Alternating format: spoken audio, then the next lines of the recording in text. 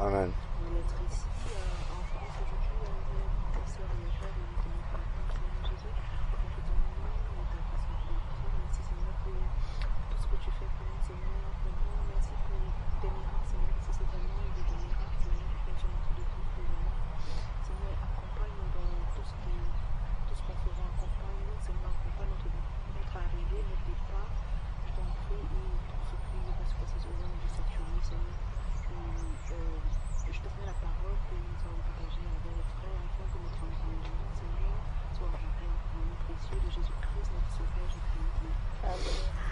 Amen.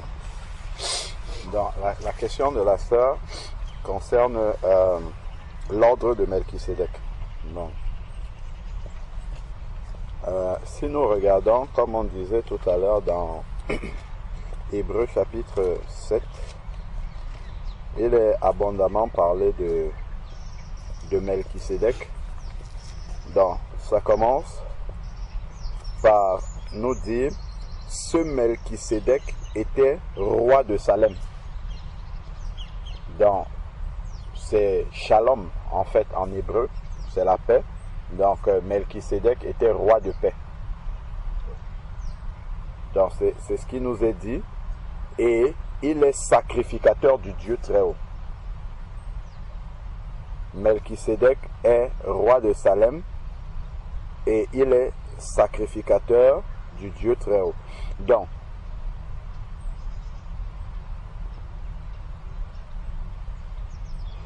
ensuite, maintenant, il nous est dit, il alla à la rencontre d'Abraham qui revenait de la défaite des rois et le bénit. Donc, on peut garder un doigt dessus et aller voir où est-ce que ça s'est passé. C'est dans le livre de Genèse, peut-être Genèse 21 si je ne me trompe pas.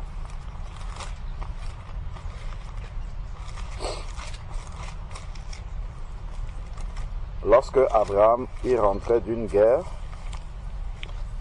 Genèse 14 autant pour moi, et il va rencontrer donc Melchisédek, et il y a quelque chose qui va se passer qui nous donne un indice par rapport à l'identité déjà de Melchisédek.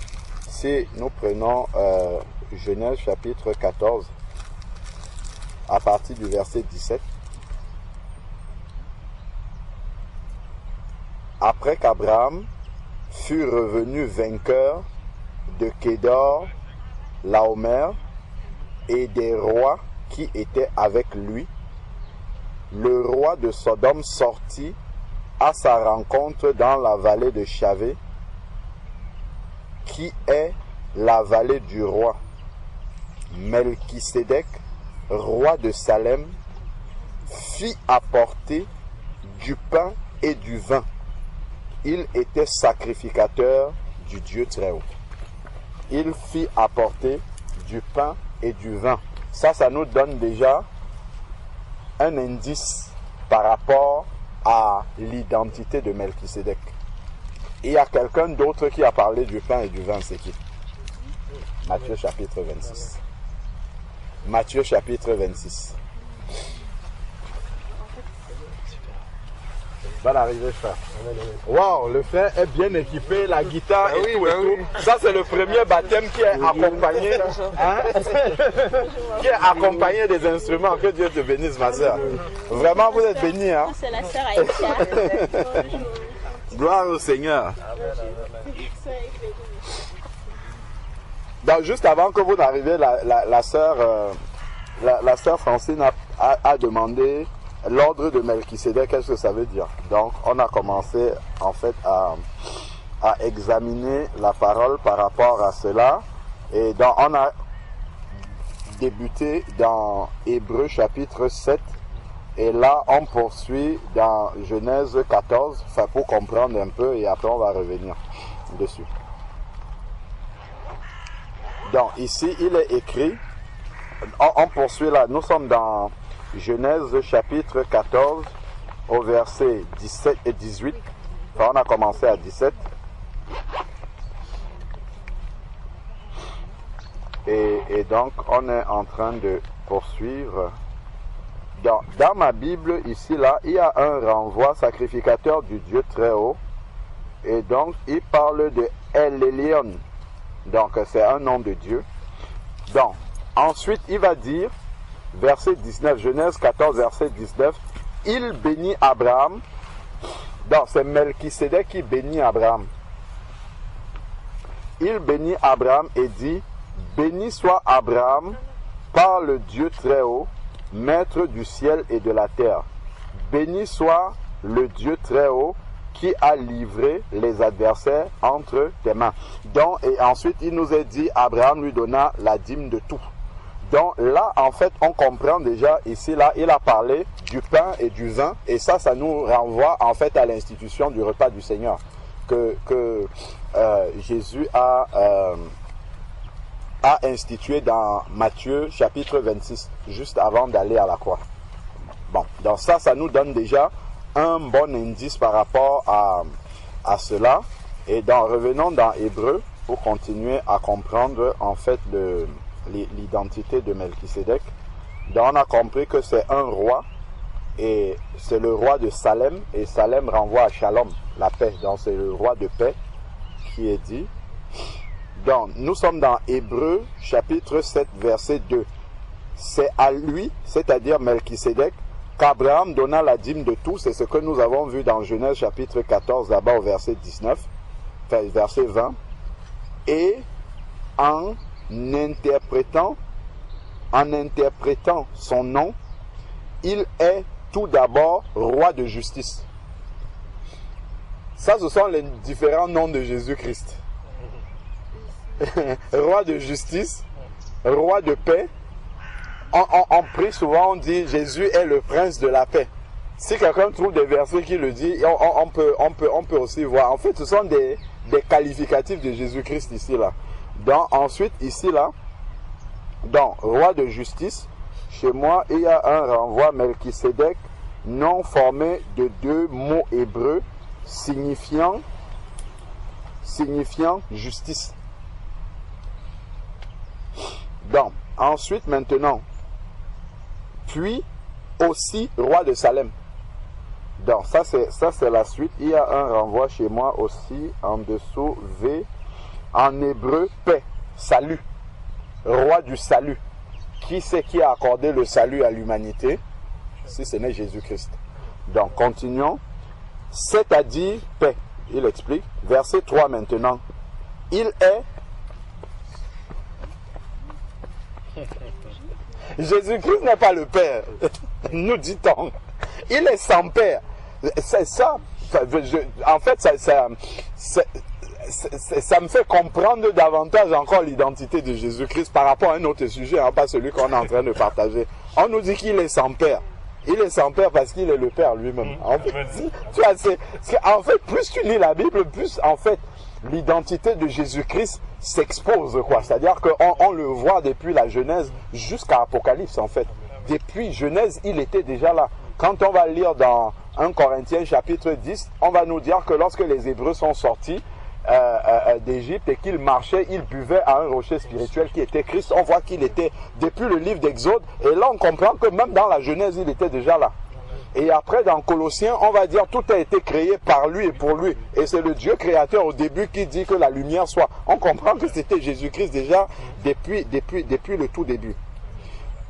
Amen. Donc on nous dit ici, il est sans père, sans généalogie. C'est vrai que Matthieu 1 parle de la généalogie de Jésus-Christ, mais c'est Jésus-Christ homme. C'est ces deux aspects-là qu'il faut comprendre. Mais là, ici, on parle du sacrificateur. Donc, dans sa fonction de sacrificateur du Dieu très haut, en fait, il prend la place de Dieu vraiment. Là, il n'y a pas quelqu'un au-dessus de lui. Donc, il n'a pas de généalogie. Ça trouble souvent, par exemple, les personnes quand on dit dans 1 Corinthiens chapitre 11, l'homme, attends, c'est comment? Attends, je ne vais pas paraphraser. C'est dans l'ordre pour dire que l'homme est le chef de la femme, Christ est le chef de tout homme. Voilà, c'est comme ça que ça commence. Christ est le chef de tout homme, l'homme est le chef de la femme et Dieu est le chef de Christ. Quand on dit ça, on dit bon, dans Christ, lui, il est petit et puis il a Dieu au-dessus. Donc, en fait, c'est Christ homme. C'est ce qu'on ne comprend pas. C'est le serviteur qui s'est fait homme pour venir servir. C'est lui qui est soumis à Dieu. Mais en tant que sacrificateur, on lit ici, il n'y a pas de général. Il n'a personne au-dessus de lui. En fait, c'est ça que beaucoup de personnes n'arrivent pas à comprendre. Hein. C'est pour ça que la Bible parle d'une révélation. Il faut que ça soit une révélation. Donc ici, il est sans père ni mère. Quelqu'un va dire non, mais c'est le fils de Marie. Mais on nous dit qu'il est sans mère. C'est Jésus, homme, qui est le fils de Marie. Parce qu'il est venu prendre notre condamnation. Il fallait qu'il soit un homme pour prendre notre condamnation. Sinon, en fait, il n'aurait pas accompli le salut. Donc, pour que vraiment nos péchés soient pardonnés, il faut que ça soit un homme qui ait été jugé à notre place. Parce que nous sommes hommes, nous ne sommes pas Dieu. Nous sommes hommes. Donc, il faut que dans la chair humaine, qu'il ait pris la condamnation qui nous revenait. Pour que la parole que le Seigneur avait donnée à Adam dans le livre de la Genèse s'accomplisse vraiment. Parce qu'il avait dit à Adam, le jour où tu en mangeras, tu mourras. Donc il faut que ça soit un homme de la nature de Adam qui meurt, effectivement. C'est pour ça qu'il fallait que Jésus vienne dans la nature humaine pour pouvoir prendre cette condamnation-là. Donc, c'est la différence qu'on n'arrive pas à faire quand Jésus-Christ se manifeste comme Dieu et quand il prend la nature humaine pour accomplir le salut des hommes. C'est ce mélange-là qui trouble souvent des personnes. Donc ici, on nous dit qu'il est sans mère, sans généalogie, donc il n'y a personne au-dessus de lui. Il n'a ni commencement de jour. Qui c'est qui est l'alpha? Voilà, c'est lui. Qui est l'oméga? Il n'a ni commencement de jour. Il n'y a personne d'autre que Dieu qui n'a ni commencement de jour. Donc quelqu'un va dire, ah, Jésus-Christ a été créé. Parce que certains pensent que Jésus a commencé quand il est venu dans le ventre de Marie. Non. Il a toujours été, puisque c'est lui qui crée tout depuis le début. Donc ici, là, il n'a ni commencement de jour, ni fin de vie. Alors, il n'a ni commencement de jour, ni fin de vie. Je vois, il y a un renvoi ici. Quelle explication il donne? Alors, VW, en effet, dans le récit de la Genèse, voilà, ok. Bon, donc, il n'a ni fin de vie. Il est... Voilà, là c'est littéralement écrit. Hein. Pour l'instant, on donnait des révélations. Regarde, c'est écrit. Et il est rendu semblable au Fils de Dieu avec grand F. Il n'y a que Jésus-Christ qui a cette identité-là. Dans Melchisédek, on nous dit clairement que c'est le Fils de Dieu.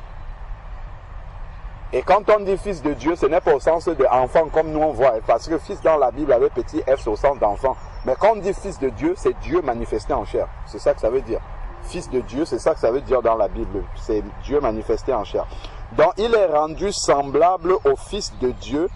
Il demeure sacrificateur à perpétuité. Il demeure sacrificateur à perpétuité. Et il y a quelque chose, c'est juste une parenthèse. Il y a quelque chose qui s'est passé, et ça c'est en rapport avec le baptême, justement. C'est que, quand on lit dans le livre de Luc chapitre 1, Jean-Baptiste, je nous économise la lecture, c'était le fils de Zacharie. Et Zacharie, c'était un sacrificateur de la classe de Abdias, comme c'est dit dans la parole de Dieu. Et on sait comment est arrivée la naissance de Jean-Baptiste quand son papa Zacharie était en train d'accomplir, comment dire, de mettre des sacrifices sur l'autel des parfums. Et il y a un ange qui lui a apparu, qui lui a parlé, ainsi de suite. Et puis il a perdu la parole parce qu'il n'avait pas cru. Donc en fait c'était un fils de sacrificateur, Jean-Baptiste. Et en fait la sacrificature lévitique se transmettait de père en fils. Et c'était sur des hommes, les femmes n'étaient pas sacrificateurs. C'était les garçons, en fait, qui devenaient sacrificateurs à la place de leur papa, et ça se perpétuait comme ça. Même Aaron, par exemple, ses fils, eux, ils étaient également, ils reprenaient le rôle de souverain sacrificateur.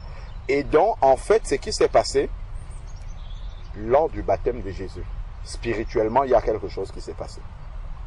Jésus était de la tribu de Juda. C'est la tribu des rois. Jean-Baptiste étant le fils de Zacharie, lui il était de la tribu de Lévi. Et ça, c'est la tribu des sacrificateurs. Donc, Jésus n'était pas de la tribu des sacrificateurs. Jésus, il n'était pas de la tribu des sacrificateurs, il était de la tribu des rois. Donc, lorsqu'il vient maintenant pour se faire baptiser par Jean-Baptiste, ce n'est pas par hasard en fait. Ce n'est pas pour rien que c'est Jean-Baptiste qui le baptise. Donc, il vient, il rencontre Jean-Baptiste. Jean-Baptiste lui dit non, c'est moi qui ai besoin d'être baptisé par toi. Et Jésus va lui dire une phrase très importante. Il lui dit, laissons accomplir toute justice. Dans cette phrase-là, il y a énormément de révélations qui sont cachées juste dans cette phrase-là. En fait, Jean-Baptiste étant le fils d'un sacrificateur, selon l'ordre de Lévi, est lui-même sacrificateur. Et lorsqu'il va plonger Jésus dans l'eau, il transmet à Jésus la sacrificature lévitique. Donc, Jésus étant de la tribu de Juda, c'est un peu comme si en sortant de l'eau du baptême, il est à la fois maintenant de la tribu de Juda et de la tribu de Lévi. Il a les deux, il est sacrificateur et il est également de la tribu des rois de naissance. Donc voilà pourquoi en fait, lorsqu'on plonge quelqu'un dans les eaux du baptême au nom de Jésus-Christ, il devient lui aussi sacrificateur. Et il va maintenant pouvoir adorer, ce n'est plus sacrificateur des animaux, mais c'est sacrificateur en adoration maintenant. Donc voilà pourquoi le livre d'Apocalypse au chapitre 1 va déjà dire, il nous a rachetés et il a fait de nous un royaume et des sacrificateurs pour Dieu. Donc c'est par le baptême en fait qu'on devient des sacrificateurs, étant déjà repentis de nos péchés, parce que Jean-Baptiste ne prêchait que la repentance. Repentez-vous car le royaume de Dieu s'est approché. Donc, déjà, Jésus se fait baptiser par Jean-Baptiste pour nous montrer qu'on doit passer par la repentance, parce que c'est ça que Jean-Baptiste prêchait. Et en plus de cela, il nous transmet en fait la sacrificature, comme lui-même l'a reçu de Jean-Baptiste. Tu vois, c'est tout cela qui est expliqué en fait dans l'ordre de Melchisédek. Donc, l'ordre de Jean-Baptiste, lui, il avait juste la sacrificature lévitique. Jésus-Christ a pris la sacrificature lévitique, plus maintenant, comment dire, comme il appartenait à la tribu des rois, le roi David. Hein, c'est pour ça que certaines personnes, l'aveugle Bartimée par exemple, il disait fils de David, sauve-moi, parce que Jésus est de la tribu de David. Et c'est la tribu de Juda en fait, c'est la tribu des rois. Donc, voilà pourquoi Jésus, par exemple, dans les lettres aux 7 églises, il va dire à celui qui vaincra, il s'asseyera sur le trône avec moi. Parce que lui, il est roi, et nous ayant engendré, on peut devenir roi avec lui. Parce qu'on a hérité de ça de Jésus-Christ. C'est fort quand même. Hein? Quand on comprend la position que nous avons en Jésus-Christ, ça doit vraiment, en fait, c'est parce qu'on ne comprend pas beaucoup de choses. Il y a tellement de choses dans la nouvelle naissance que si tu commences à comprendre ça, si le Seigneur nous révèle vraiment ça, il y a beaucoup de limites qu'on se donne qu'on n'aurait pas. Si on comprenait pleinement ce que le Seigneur a accompli dans la nouvelle naissance, on se verrait beaucoup plus... On se verrait comme Jésus-Christ. Parce que quand il dit dans Jean chapitre 14, verset 12, il dit celui qui croit en moi fera les mêmes choses que moi, il en fera même de plus grandes. Parce que lui, il sait ce qu'il a mis dans la nouvelle naissance. Il sait tout ce qu'il y a dedans. Il n'y a vraiment aucune limite que le Seigneur est réservé pour lui seul et qu'il n'est pas donné à ses enfants. Parce que lui n'est plus là physiquement, mais il continue à agir au travers de nous. C'est pour que, au travers de nous, que le monde puisse savoir que Jésus-Christ existe toujours. Comme on voit dans le livre de la Genèse, il était dans l'ombre, il était dans le rocher, il était dans la nuée aussi. La Bible nous explique aussi que la nuée que les Israélites suivaient, c'est Jésus-Christ aussi qui les entourait comme ça. Donc il n'était pas physiquement manifesté. À un moment donné, il est venu se manifester physiquement aux Israélites et ensuite il est parti. Et maintenant, il n'est plus physiquement manifesté, mais il est spirituellement manifesté au travers de l'Église. Et chacun de nous doit réaliser en fait que Jésus-Christ est manifesté au travers de nous. C'est pour ça que la Bible dit qu'il habite en nous. Et ça doit nous amener à prendre conscience du rôle important que le Seigneur nous a donné. Le rôle de chandelier qu'il nous a donné, puisque Jésus était la lumière du monde. Souvenons-nous que quand Jésus a été crucifié à la croix, avant qu'il ne soit crucifié, je crois que c'était entre la 9e heure, soit la 9e heure, il y a eu 3 heures de ténèbres sur la terre. Parce que la lumière du monde était en train de s'éteindre. Et il y avait ce combat spirituel-là. Et là, ça s'est manifesté physiquement. Pour qu'on comprenne vraiment qu'il était la lumière du monde. Et après, la lumière est revenue. Quand Jésus-Christ est mort, après, la lumière est revenue. Pourquoi elle est revenue? Parce que l'Église est restée. Donc, si nous, on devient encore maintenant cette lampe qu'on met sous le boisseau, c'est qu'il y aura un problème. La terre sera de nouveau dans les ténèbres. La lumière est revenue, mais Jésus-Christ, lui, n'était plus là parce que l'Église est restée. Les disciples sont restés. C'est pour ça que la lumière est revenue.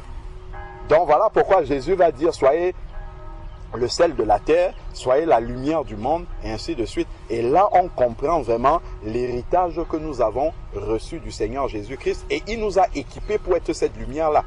Ce n'est pas qu'il nous a laissé comme ça, bon, allez, débrouillez-vous, soyez les lumières, alors qu'il ne nous a pas donné de quoi être des lumières. Le Saint-Esprit qu'il nous donne là, ce n'est pas une petite chose. Hein. Ce n'est vraiment pas une petite chose. C'est lui-même, en fait, c'est lui-même qu'il nous donne. Donc, ne soyons pas limités en se disant, ah, moi je suis un pauvre pécheur, voilà, je fais encore ça mal, je n'ai pas encore tout compris, ainsi de suite. Non, même si tu n'as pas compris, il y a des choses que tu peux commencer à faire conduire par l'Esprit de Dieu, alors que, bibliquement, par la parole, tu n'as pas encore compris. Je crois que ça a déjà dû nous arriver à plusieurs d'entre nous qui marchons avec le Seigneur depuis un certain temps. C'est qu'à un moment donné, tu as fait des choses, il y avait comme une conviction dans ton cœur que c'est ça qu'il faut faire, mais tu n'avais pas les Écritures pour le faire. C'est plus tard, en fait, en lisant que, ah, tiens, ah ben c'est pour ça que je faisais ça. Ah oui, c'est même écrit dans la parole de Dieu. Parce que le Seigneur, lui, il te l'avait révélé déjà dans la pratique de manière, parce que son esprit est en toi, il t'avait dit, non ma fille, c'est comme ça qu'il faut marcher, c'est plutôt de cette manière. Et c'est plus tard, par les Écritures, tu vois, comme en fait c'est écrit dans la Bible. Ce que je fais là, c'est vraiment ce que le Seigneur veut, c'est écrit dans la Bible. Et ça, c'est le travail de l'Esprit de Dieu en nous. Donc, ne négligeons pas l'Esprit de Dieu qui est déposé en nous. L'Esprit de Dieu, en fait, c'est la totalité du Seigneur qui habite vraiment en nous. Quand il dit que nous sommes le temple du Saint-Esprit, l'habitation de Dieu en esprit, c'est que Dieu habite vraiment à l'intérieur de nous. Donc, si Jésus ne s'exprime pas suffisamment au travers de nous, c'est que nous-mêmes, nous le gardons. Il veut s'exprimer, on dit non, ne s'exprime pas beaucoup. Je ne suis pas encore prêt à ce que toute la grandeur de Christ. Mais les apôtres, eux, ils n'ont pas fait comme ça. Ils ont laissé que Christ s'exprime. Et là, on a vu des choses extraordinaires au travers de la vie des apôtres. Une prédication, 3000 convertis. Parce qu'ils ont laissé pleinement Christ s'exprimer au travers d'eux. Sans limite, sans barrière. Mais nous, en fait, on a un problème. Le cœur est converti, mais la tête est ancienne. C'est avec beaucoup de barrières, beaucoup de logique qu'on nous a appris depuis tout petit. Tout le formatage qu'on a eu à la fois à l'école, dans nos familles, dans nos tribus. Il y a beaucoup de choses en fait qui doivent céder devant la parole de Dieu pour que la parole de Dieu puisse prendre toute la place et qu'on ait la foi. C'est pour ça que le Seigneur nous demande d'avoir la foi comme un petit enfant.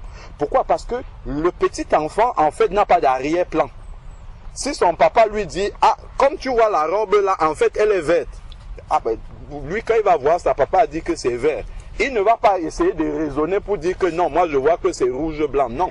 Et papa a dit c'est vert, donc c'est vert pour lui. Et c'est pour ça que le Seigneur nous dit d'avoir la foi du petit enfant. Alors que nous étant grands, on nous a déjà appris que non, là c'est blanc, rouge. Donc, quand Dieu va dire non, c'est vert, on va dire, je vois quand même que...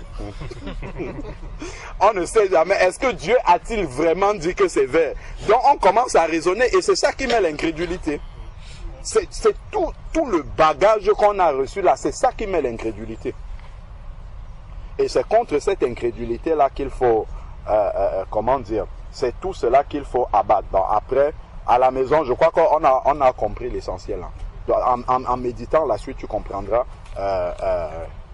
que l'ordre de Melchisédek, c'est vraiment l'ordre de Jésus-Christ. C'est sacrificateur, comment dire, c'est le sacrificateur complet. Parce que Moïse et Aaron, c'était des sacrificateurs partiels. Il y avait un complément à apporter par rapport à ça. D'où justement, eux, ils sacrifiaient des animaux. Et les animaux, on disait, c'était pour l'expiation des péchés. Donc, expier les péchés, c'est pas la même chose que ôter les péchés. Parce que quand Jean-Baptiste a vu Jésus-Christ arriver, il a dit, voilà l'agneau de Dieu qui ôte les péchés du monde. Qui fait sortir. Donc, lui, il enlève les péchés. Pourtant, expier les péchés, quand on égorgeait un animal qui était pourtant sans tache ni ride parfait, il expiait les péchés, c'est-à-dire qu'il couvrait le péché. Il couvrait juste. Donc quand la colère de Dieu arrivait, le péché était couvert. Mais la Bible nous dit que Jésus-Christ ôte le péché. Il enlève, c'est comme si ça n'a jamais existé. Ce n'est pas juste couvert par le sang des animaux, mais c'est ôté complètement. Et c'est ça que le Seigneur accomplit au travers justement de la nouvelle naissance. Et le baptême vient valider le pardon des péchés. Comme j'ai pu le dire à chacune d'entre vous, le baptême, c'est vraiment l'engagement de bonne conscience. Parce que par la repentance, tu demandes pardon pour tes péchés. Le Seigneur, certes, te pardonne, mais dans la repentance, il y a la confession du péché. Dis, j'ai fait mal, je regrette d'avoir fait mal, mais il y a l'engagement également. Celui qui cache ses transgressions ne prospère pas. Proverbe 28, verset 13. Mais ceux qui les confessent et qui les délaissent. Donc, tu peux dire, je vais les délaisser, mais tu ne prends pas d'engagement. Le baptême, c'est de dire, je vais les délaisser et voici la preuve que je vais les délaisser. Je m'engage à les délaisser. Donc, Satan lui-même, il est présent et il voit que tu as pris l'engagement pour délaisser cela. Et c'est là où Jésus vient te sceller dans de l'équipement qui va te permettre vraiment de délaisser cela. Quand Jésus est sorti des eaux du baptême, l'Esprit de Dieu est descendu sur lui sous la forme corporelle d'une colombe. La colombe qui est l'image de la sainteté. Donc, tu revêts vraiment l'équipement qui te permet de marcher en nouveauté de vie complètement.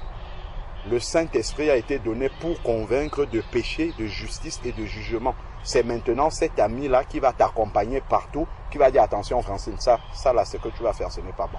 Ah là, Hélène, ça, un enfant de Dieu ne peut pas faire ça. Et il va te laisser. Il ne va pas t'imposer, il va juste te dire ça, ce n'est pas bon. Et c'est l'engagement de bonne conscience que tu as pris là dans les eaux du baptême qui va te pousser maintenant à dire, ah, l'Esprit de Dieu m'a dit de faire ça. J'avais pris l'engagement d'accepter Jésus comme mon Seigneur, donc de lui soumettre ma volonté. Donc je vais obéir à ce que l'Esprit de Dieu m'a dit de faire. Amen. Donc si un frère veut rajouter quelque chose, sentons-nous libres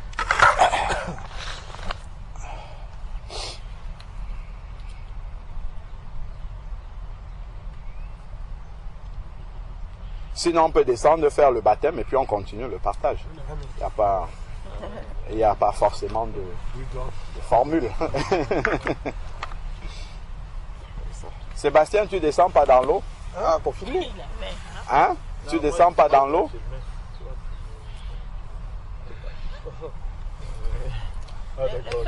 Sébastien et Gabin, vous pouvez conduire Hélène dans les eaux du baptême. Amen. Si. Ou même les deux. On va vous accompagner. Vous faites le baptême. Vous faites le baptême. Elles sont deux. Vous les baptisez toutes les deux. Amen. On va vous accompagner. Gloire au Seigneur. Amen. Amen. Non, ce que je lui avais dit, tu vas venir dans l'eau. Il disait non.